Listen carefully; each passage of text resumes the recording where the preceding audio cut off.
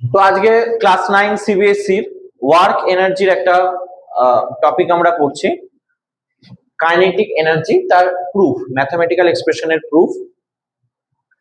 তো দেখতেই পাচ্ছ একটা বডি এ পজিশনে আছে, তাকে কিন্তু আমি ফোর্স অ্যাপ্লাই করছি এফ। বডিটা ডিসপ্লেসড হয়ে বি পজিশনে গেল, ডিসপ্লেসমেন্ট কতটা হলো আমি ধরে নিয়েছি হচ্ছে এস অ্যামাউন্ট। তো এখান থেকে আমরা কি লিখতে পারবো? এখান থেকে আমরা ওয়ার্ক ডানের যে এক্সপ্রেশনটা জানি, W equals to F into S আমরা জানি। তাছাড়া আরেকটা ইকুয়েশন আমরা জানি, সেটা হচ্ছে V square equals to U square minus two S, U square plus two S. তো এখানে কাইনেটিক এনার্জি যেহেতু হচ্ছে বি পজিশনে, কিন্তু বডিটা আমরা ধরে নিলাম থেমে যাচ্ছে, বডিটার ভেলোসিটি কিন্তু জিরো হয়ে যাচ্ছে। ডিসপ্লেসমেন্ট হওয়ার পর বি পজিশনে, বারবার বলছি, ভেলোসিটি কিন্তু জিরো হয়ে যাচ্ছে।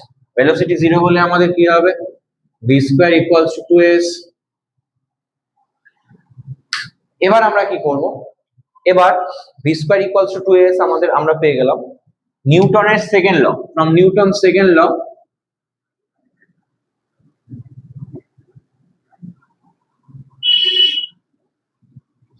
আমরা নিউটনের সেকেন্ড লর সবাই ম্যাথমেটিক্যাল এক্সপ্রেশন জানি, এফ ইকুয়ালস টু এম এ।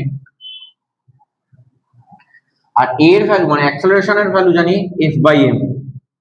তো এই এ এর ভ্যালুটা কিন্তু এখানে পুট করে দেবো। তো ভি স্কোয়ার ইকুয়ালস টু কি হয়ে যাবে? 2fs বাই এম লিখতে পারি।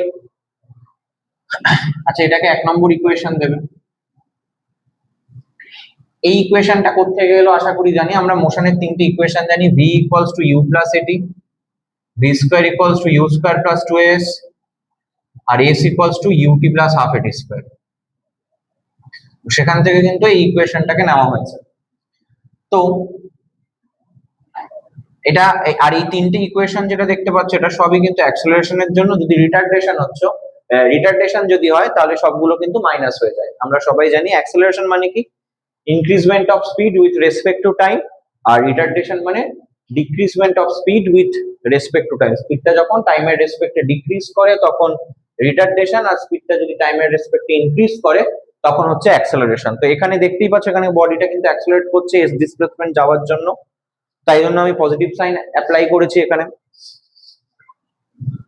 তো এখানে আমরা লিখতে পারি এবার এখান থেকে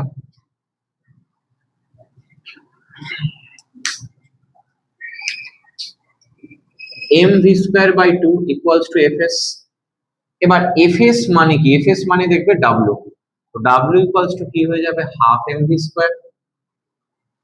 আর w মানেই কি? ওয়ান টাইপ অফ হচ্ছে এনার্জি গ্যাদার করছে। w মানেই হচ্ছে এখানে কাইনেটিক এনার্জি। তো কাইনেটিক এনার্জি প্রুফ হয়ে গেল কিন্তু হাফ mv স্কয়ার।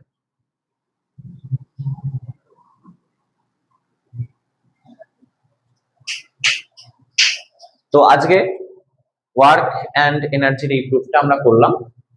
আশা করি সবার বোঝা গেছে। নেক্সট ক্লাসে আরো কিছু ইম্পর্টেন্ট টপিক নিয়ে আমরা আলোচনা করবো।